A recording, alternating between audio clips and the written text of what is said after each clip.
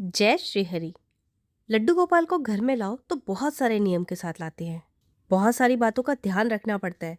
प्याज लहसुन छोड़ना पड़ता है। जहाँ जाओ वहाँ साथ लेके जाने होते हैं। सोने का नियम, उठने का नियम, सेवा का नियम।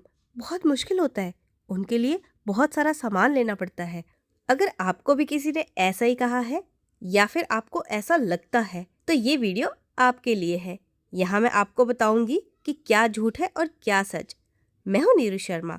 आस्था और उपाय में आपका हृदय से स्वागत है। सबसे पहले एक बार प्रेम से बोल दीजिए जय श्री कृष्णा। और जितनी भी ऐसे मिथ्या बातें आपने सुनी है ना, उन सबको दिमाग से निकालकर साइड में रख दीजिए। फिर आप मेरी बात ध्यान से समझिए। लड्डू गोपाल को अपने घर लाएं या नहीं, पूरी तरह आपके ऊपर निर्भर है। कोई नियम नहीं है। सबसे पहले तो आप ये समझो, आपका मन हो तो आप लड्डू गोपाल जी को घर नहीं ला सकते।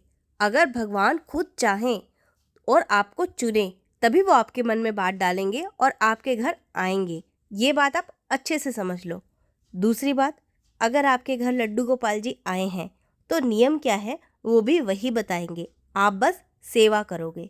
लड्डू गोपाल जी को घर में एक समर्पण के भाव के साथ लाते हैं, ना कि इस भाव के साथ कि ओह घर में ले जाके ऐसे करना है वैसे करना है। नहीं, आप इन्हीं सब में उलझे रह जाओगे। लड्डू गोपाल को घर में लाओ तो समर्पण का भाव कि प्रभु आप ही हो सब कुछ, आप ही बताओगे क्या करना है, उसी के हिसाब से सब चलेगा। आप बस सब उन्हीं पर छोड़ दो, आप ही बताओ क्या करना है। अब अगर कोई नौकरी करने वाला है, सुबह चला जाएगा शाम को आएगा, या कोई स्टूडेंट है, अगर उसके मन में भी ये भाव आ रहा है कि हाँ मैं लड्डू गोपाल को लेके आऊंगा या लेके आऊंगी, सेवा का भाव, तो वो भी सेवा कर सकता है। लड्डू गोपाल जी आपका 3 टाइम का नियम नहीं देखते। लड्डू गोपाल जी आपका भाव देखते हैं। और जैसे मान लो आप जॉब करते हो, आप दोपहर को भगवान को भोग नहीं लगा सकते, तो कोई बात नहीं, आप 2 टाइम का नियम बना लो।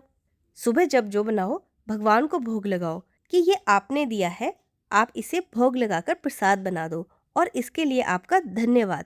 बस भगवान के खाने में लहसुन और प्याज नहीं डालना। बाकी अगर आपको लहसुन प्याज खाना है तो खाओ, नहीं खाना तो मत खाओ। भगवान आपको ये नहीं कहते कि आप छोड़ो।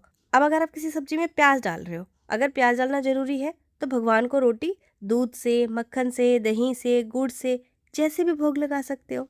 कभी आप चीला बनाओ, क्योंकि ज़्यादातर तो आजकल वही खाते हैं, तो आप चीला भोग लगा दो। हमें बस भगवान के धन्यवाद का भाव रखना है। आप कोई नहीं हो उनको कुछ देने वाले, उन्होंने दिया है तो वही तुम धन्यवाद भाव से उन्हें भोग लगाओ। ऐसे ही शाम को भी।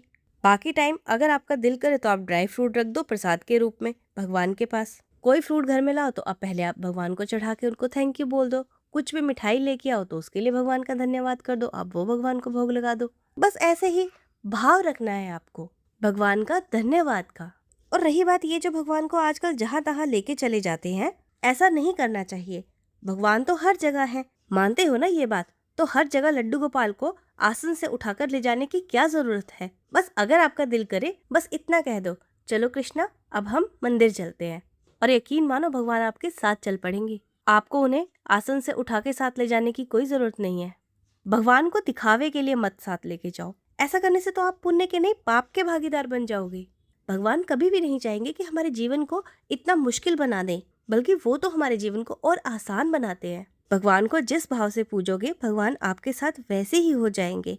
बस आप भगवान पर सच्चे हृदय से विश्वास करो। कोई समस्या हो ना तो तुरंत बताओ, उसका समाधान करेंगे। यकीन मानो आपको सामने से जवाब मिलेगा, आपको समाधान मिलेगा। एक बार करके तो देखो। तो मुझे लगता है अब आपको समझ आ गया होगा कि कैसे आपको लड्डू गोपाल को घर लाना है और कैसे आपको उन्हें रखना है, और क्या लोगों की गलत धारणाएं होती हैं जो आगे से आगे बढ़ती जाती हैं और जिंदगी को मुश्किल बनाती जाती हैं। अगर आपको इस वीडियो से कोई जानकारी मिली हो तो वीडियो को एक प्यारा सा लाइक कर देना, शेयर कर देना अपने रिश्तेदारों के साथ। और अगर आपको इस वीडियो से रिलेटेड कोई भी डाउट है, कोई भी आपके प्रश्न है, तो आप मुझे कमेंट बॉक्स में ज़रूर बताना। मैं पूरी कोशिश करूंगी कि आपके प्रश्नों का उत्तर दे सकूं। मिलती हूँ आपसे, तब तक के लिए प्रेम से बोलिए जय श्री राधे कृष्ण।